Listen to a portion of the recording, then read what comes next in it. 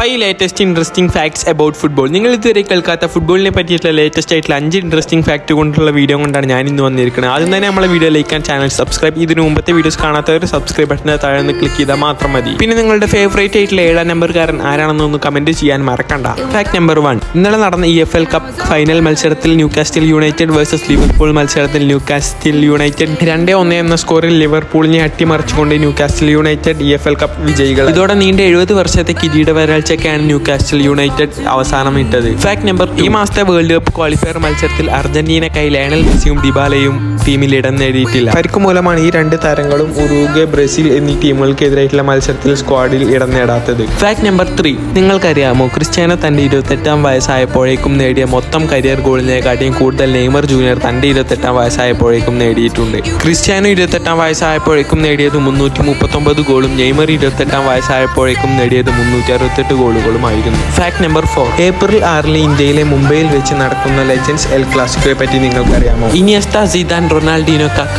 എന്നിവരെല്ലാം പങ്കെടുക്കാൻ സാധ്യതയുള്ള ഈ ഒരു മത്സരം ഇന്ത്യൻ ഫുട്ബോൾ ആരാധകർക്ക് ഒരു സന്തോഷ വിരുന്നൊരുക്കുന്നതാണ്. Fact number 5. നിങ്ങൾക്കറിയാമോ, കഴിഞ്ഞു പോയ ഈ ഒരു മത്സരത്തെ പറ്റി? റിയൽ ബെറ്റീസ് റിയൽ മാഡ്രിഡിനെ 2-1 എന്ന സ്കോറിൽ അട്ടിമറിച്ച മത്സരത്തെ പറ്റി. ആ മത്സരത്തിലെ ഒരു ഇമ്പോർട്ടന്റ് ആയിട്ടുള്ള കാര്യം എന്തെന്ന് വെച്ചാൽ, നീണ്ട 5 വർഷത്തെ കാലയളവിന് ശേഷമായിരുന്നു റിയൽ ബെറ്റീസ് റിയൽ മാഡ്രിഡിനെ പരാജയപ്പെടുത്തുന്നത്, അതും ലെജൻഡ് ആന്റണിയുടെ നേതൃത്വത്തിൽ.